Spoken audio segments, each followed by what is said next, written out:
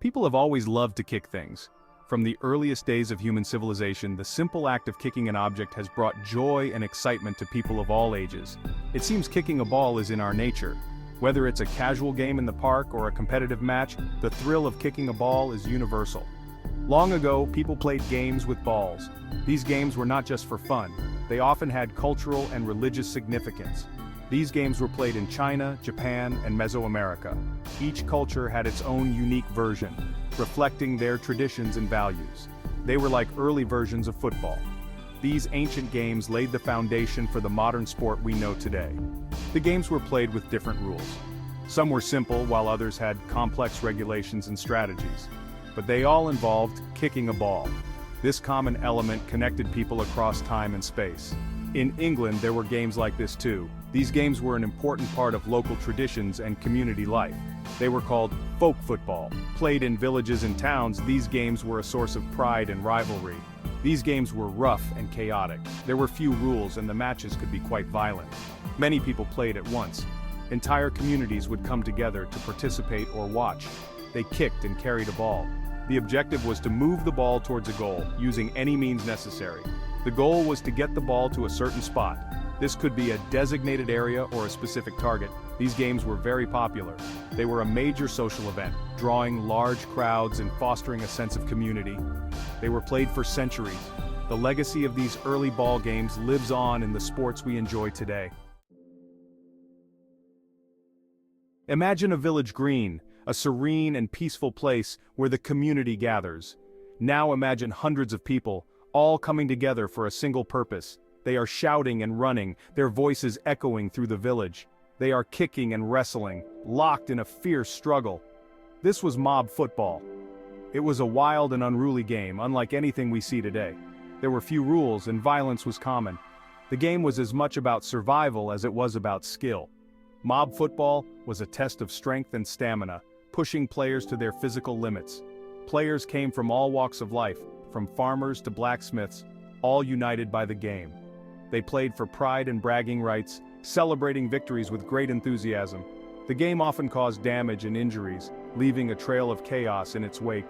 This led to attempts to ban it, as authorities tried to control the mayhem. But mob football was too popular to suppress. The passion of the players kept it alive. It was a part of English life, woven into the fabric of the community, a tradition that endured despite the challenges. By the 19th century, England had many different football games. Each school and town had its own version. This made it hard to play between different groups. Something had to change. In 1848, at Cambridge University, students met to agree on rules. They wanted a standard set of rules for everyone. This led to the Cambridge Rules. These were the first formal rules of football. They helped to shape the modern game. They were the foundation for the rules we use today. Section 4. Birth of the league's professionalism and competition. With standardized rules, football became organized. Clubs formed in cities and towns across England. They played against each other, creating rivalries. This led to the creation of leagues. The first league, the English Football League, started in 1888. This marked the beginning of professional football. Players could now earn money for playing. The game grew in popularity. It spread to other countries. Leagues formed around the world. Football was becoming a global sport. Section 5. Global spectacle, the World Cup and international rivalry. In 1930, the first FIFA World Cup was held, marking the beginning of a new era in international sports. This tournament brought together the best national teams from around the globe, creating a platform for intense competition and camaraderie. They competed fiercely for the prestigious title of World Champions, showcasing their skills and determination. The World Cup quickly became a global phenomenon, capturing the hearts and minds of millions. Every 4 years, the world stops to watch, as people from all walks of life come together to celebrate the beautiful game. The tournament showcases the best players and teams, providing unforgettable moments and legendary performances. It ignites national pride and passion, uniting people in a shared love for football. The World Cup has played a major role in spreading football's popularity, transcending borders and cultures.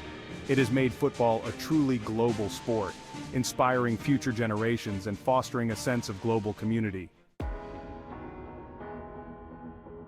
Section 6. The beautiful game football's enduring appeal. Today, football is the world's most popular sport. Billions of people watch and play it.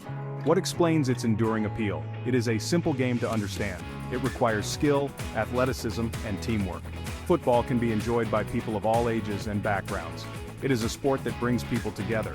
It creates a sense of community. Whether playing or watching, football offers joy and excitement. It is no wonder that it is called the beautiful game.